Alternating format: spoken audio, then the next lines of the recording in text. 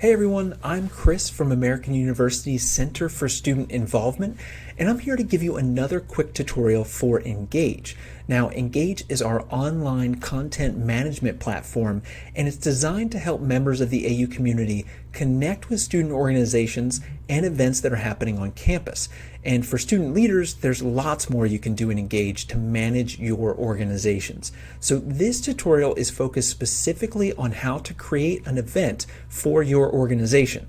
So if you're a student leader, you're absolutely going to want to post all of your events in Engage. This is where your events are going to get noticed by students on campus, even if they're not following your social media accounts, for example. So to start, we're going to want to sign into the platform. So up here, first of all, the home page here is american.campuslabs.com/engage. So we, from here, want to go up to the blue sign in button here. So click that. And that's going to take us to this page where we're going to use the same AU credentials that you use to sign into your AU portal to sign into Engage. So mine are already in here, and let's just click login, and you'll be into your own homepage for your own personal account. So in this case, I have a bunch of memberships here. These are the different groups that I belong to for some capacity in my role as an advisor here. But yours might just have one organization listed here. Maybe the organization that you're president or vice president of is going to be listed here. So for our purposes in this tutorial, I'm just going to click on the Center for Student Involvement page and create an event through that organization. So let's click on that. And that's going to take us to this page where we see a bunch of different events that we have coming up soon, some contact information for our office, and some other things as well, documents that we have.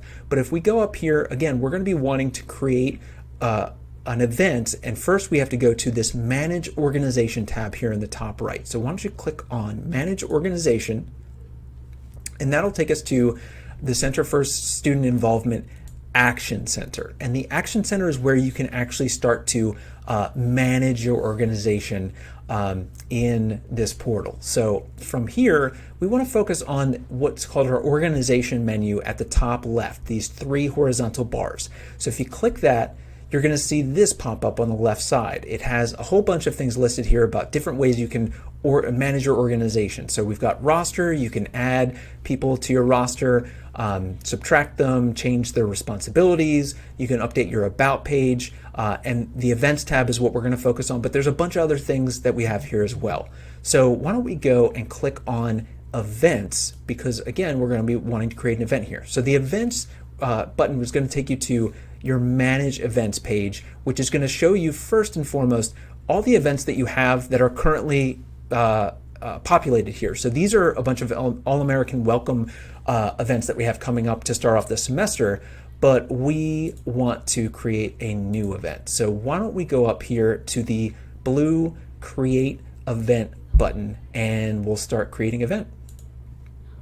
All right, so this is going to ask us to enter some key information for our event, just basic information, the title of the event, the theme of the event, the description, and then picking out a bunch of other stuff as we go along. So to get started here, we're just going to take an event that we've done in the past, this pop-up event that we did in the Bridge Cafe. So we'll just call this Bridge, we'll call this Bridge Pop-Up. And here we're going to select a theme. So if you're an arts organization and you're having an event for a musical that you're performing or something like that, you'd click Arts and Music, for example. So for this one, we will just call this a social event. So we'll click Social. And then for this description, you can be as descriptive as you want. For this, we'll just say this is a garden-themed pop-up. Whoops. Event. All right. That's all we're going to put for right now. But again, be as descriptive as you want. This is what is going to help attract people to the event if the event title doesn't give them enough information. Now, the next part, you can list other co-sponsoring or co-hosting organizations. So if we were doing this event in tandem with another student organization or another department, we could put them in here as well if we wanted to. Then we're going to go down to the obvious start date, start time, end date, and end time. So you can change that as you need to for when your event's going to happen. So for our purposes right now, we'll just keep it here, but you can see here, you can just click this calendar and kind of pick out whatever dates you want, and then same with the time as well. But we'll keep this for as it is right now.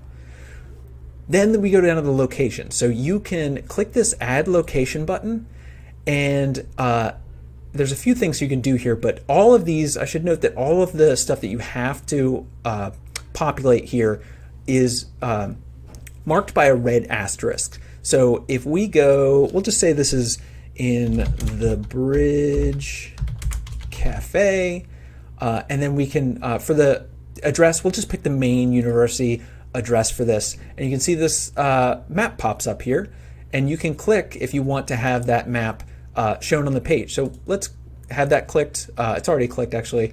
And then we'll just go down to save, and our location is there, and it's got the little map icon that will show up when people look at it as well. Now, more event details down here.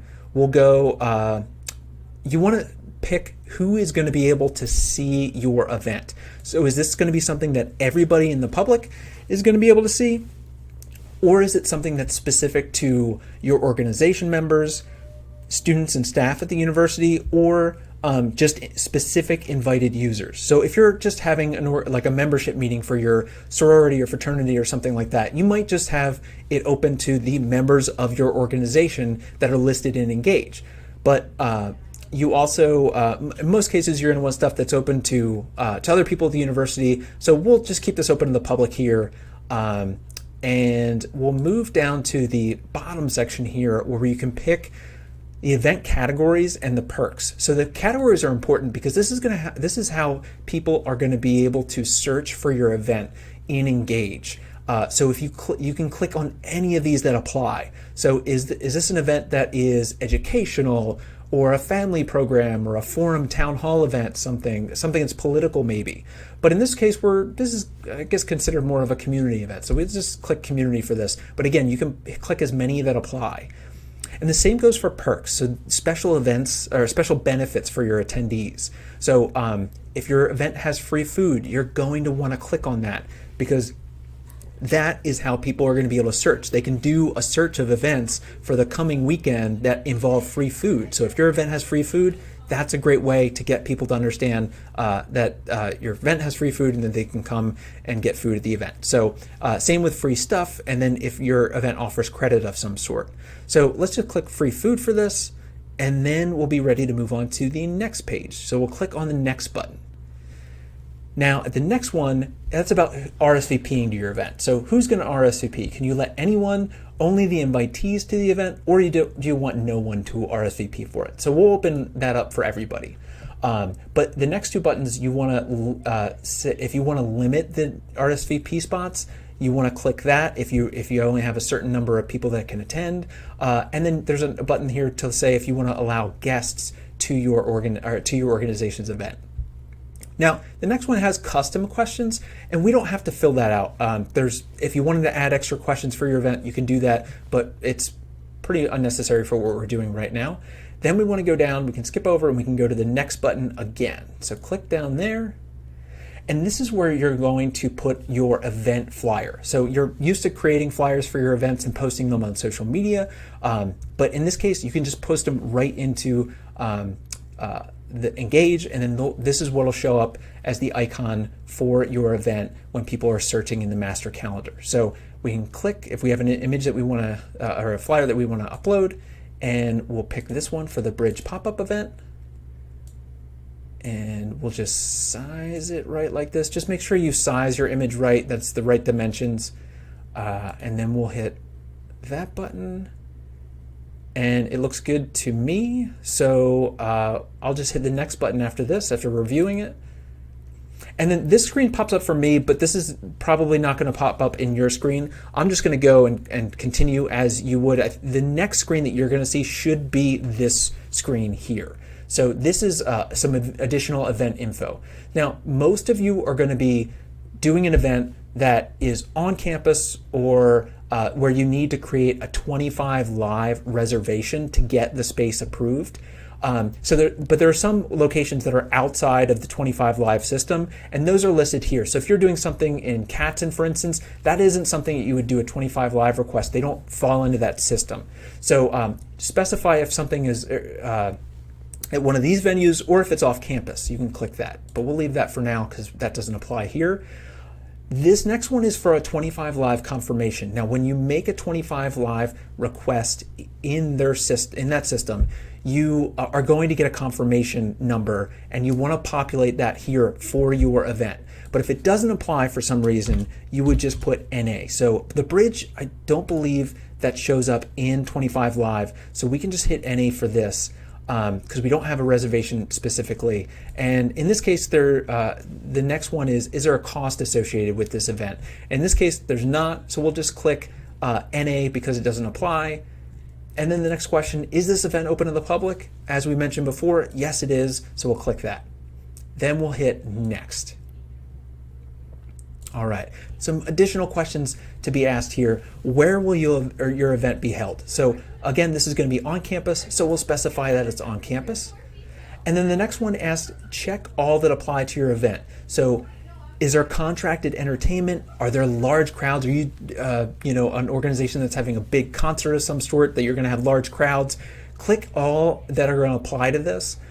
So in this case, we'll click food's going to be served. It's open to the public and non-AU students. Maybe that doesn't apply to us here. Let's just click just the one for this and we'll be good to go. But again, you can click all that are going to apply in this case. All right. And then you're taken to this last page, which allows you to review everything that you've put into your event. So you can take a look at everything, bring up the details, the cover photo, anything else, make the necessary changes, and then you'll be good to go. And then once you've already looked over everything, you can hit the submit button, and then that's going to route your event to the appropriate staff member for approval. So your event still needs to be approved, but you've pretty much done everything you need to do. So I'm going to hit the submit button here, and it says, as you can see here, your event has been created. So that's pretty much it for the creating an event. I hope this was helpful for you. If you have more questions about Engage or the Center for Student Involvement, you can go to our website, and that is american.edu/ocl/student-involvement. And you can check out, we even have a page here dedicated to Engage, where you can learn more about Engage and even see some tutorial videos that we have included there as well. So again, hope you found this helpful. Thank you very much.